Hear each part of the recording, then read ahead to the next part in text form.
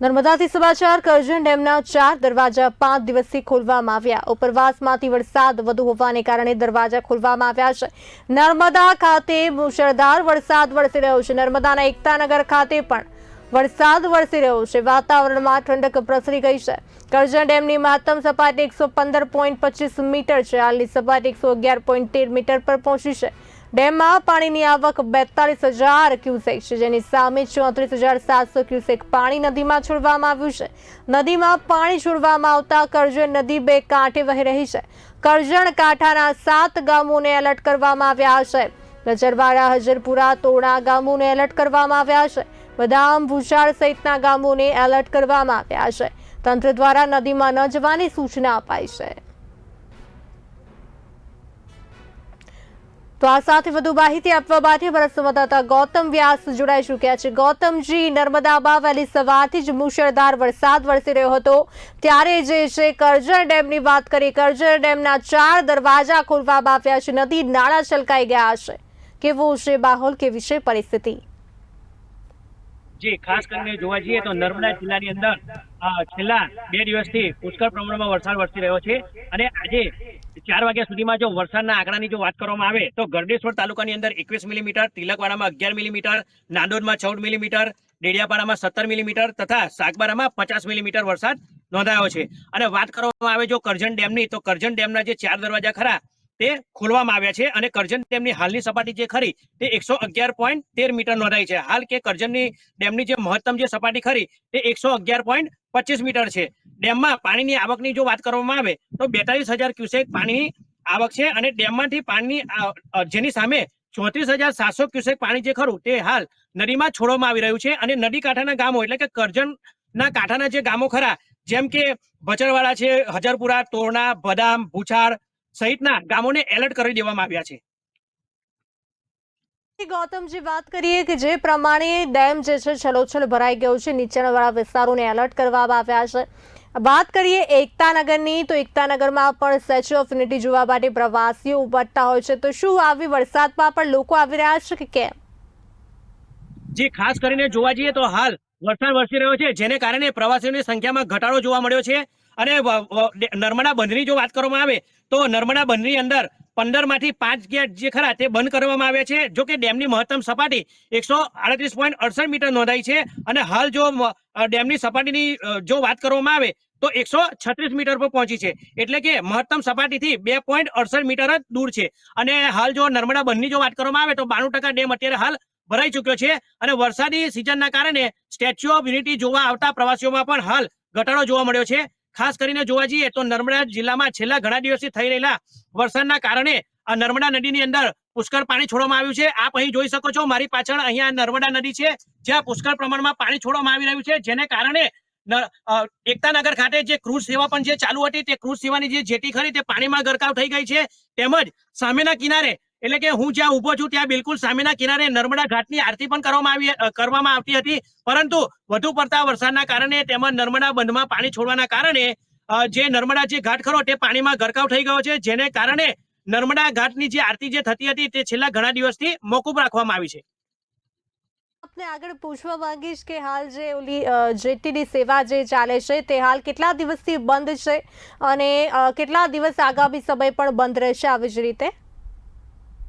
જે ખાસ કરીને જોવા જઈએ તો સૌપ્રથમ નર્મદા બંધમાંથી પાણી છોડવામાં આવ્યું હતું। લગભગ 29 ઓગસ્ટના રોજ પાણી છોડવામાં આવ્યું હતું, ત્યારથી આ જેટી સેવા બંધ છે।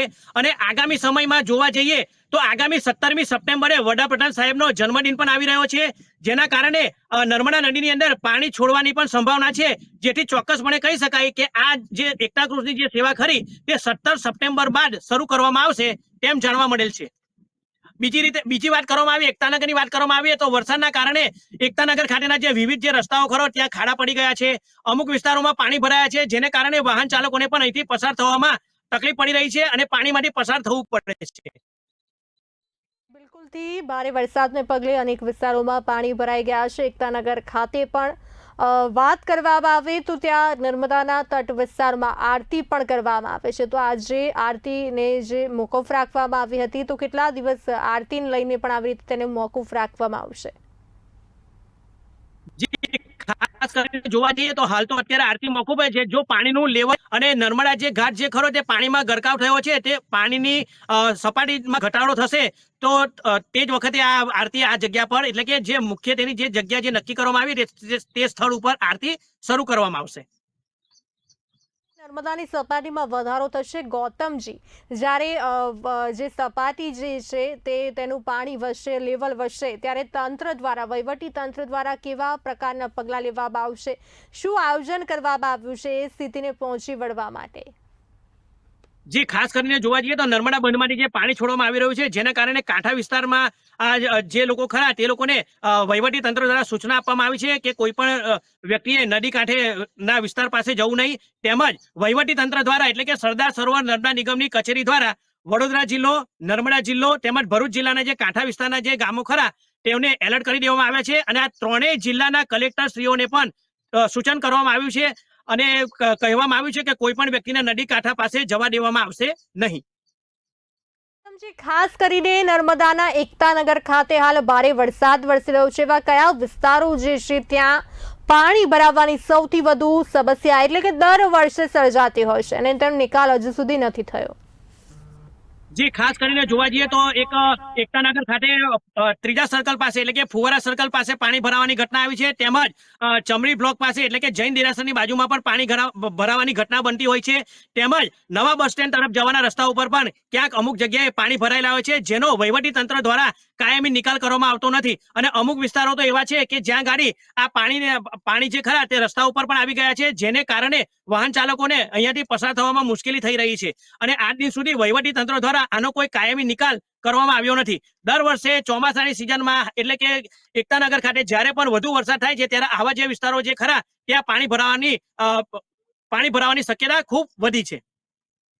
કરીને વાત કરીએ સ્ટેચ્યુ ઓફ યુનિટી ખાતે મોટી સંખ્યામાં પ્રવાસીઓ આવતા હોય છે, ચોમાસાની ઋતુમાં પ્રવાસીઓ આવતા હોય છે, તો ક્યાંક ને ક્યાંક આવા ખાડાઓને કારણે, આવા રસ્તાઓને કારણે તે પ્રવાસીઓને પણ મુશ્કેલીનો સામનો કરવો પડતો હશે ને? જી, ચોક્કસપણે કહી શકાય કે સ્ટેચ્યુ ઓફ યુનિટી જોવા આવતા પ્રવાસીઓ ત્યાં અમુક રસ્તાઓ એવા છે કે જ્યાં ધોવાણ થઈ ગયું છે, તેમજ મોટા પડી ગયા છે, કારણે પ્રવાસીઓ અને સ્થાનિક લોકો પણ અહીંથી વાહનો લઈને પસાર થતા હોય છે અને જેઓ અકસ્માતનો પણ ભોગ બનતા હોય છે. તાજેતરમાં જોવા જઈએ તો અહીંયા અકસ્માતના કેસો એટલે કે ખાડામાં પડવાથી વાહન લઈને જતા હોય તેમજ પડી જવાથી આવા અકસ્માતના કેસો વધ્યા છે, જેને કારણે જે પણ પ્રવાસી હોય કે જે પણ સ્થાનિક લોકો હોય છે તેઓને ક્યાંક ને ક્યાંક હાથમાં તેમજ પગમાં વધુ પડતું વાગવાના કારણે ફ્રેક્ચરની ઘટના પણ સામે આવી છે અને પ્રવાસીઓ તેમજ સ્થાનિક લોકો જે હોય છે તે આવા ખરાબ રસ્તાના કારણે અકસ્માતનો ભોગ બનતા હોય છે. જી બિલકુલથી ખાડાઓને કારણે, કારણ કે ચોમાસામાં ખૂબ જ ખાડાને કારણે તે ખાડામાં એટલે કે પાણી ભરાય છે, વરસાદનું પાણી, અને ત્યારબાદ જે છે અકસ્માતો સર્જાતા હોય છે. નર્મદાના એકતાનગર ખાતે આ ખાડાની સમસ્યા સાથે સાથે ઢોરોની સમસ્યા પણ હજુ પણ યથાવત જોવા મળી રહી છે, કારણ કે ચોમાસામાં સૌથી વધુ ગંદકી જે છે રખડતા ઢોરો ફેલાવતા હોય છે. હા, ખાસ કરીને રખડતા ઢોરની વાત કરવામાં આવે તો એકતાનગર ખાતે વિવિધ જગ્યાઓ પર રખડતા જે ઢોરો ખરા તે સાંજ પડતા મુખ્ય રસ્તા ઉપર આવી જતા હોય છે, જેને કારણે વાહન ચાલકોને ત્યાંથી પસાર થવામાં ઘણી બધી મુસીબતો પડતી હોય છે અને આ ઢોરોના કારણે ક્યાંક ને ક્યાંક વાહન ચાલકો જે ખરા તે અકસ્માતનો પણ ભોગ બનતા હોય છે.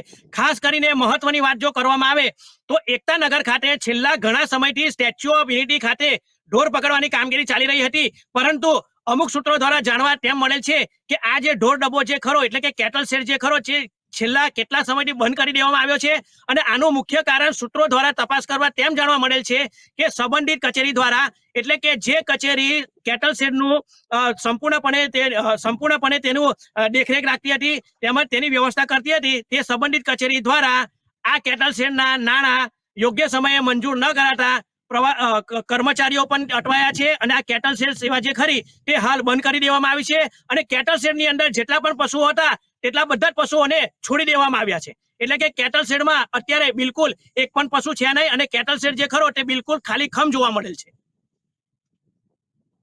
લોકોના માથાના દુખાવા સમાન બનશે, કારણ કે કેટલ શેડની સમસ્યા નથી અને લોકોમાં પ્રશ્નો પણ ઉઠશે કે આવું કેમ.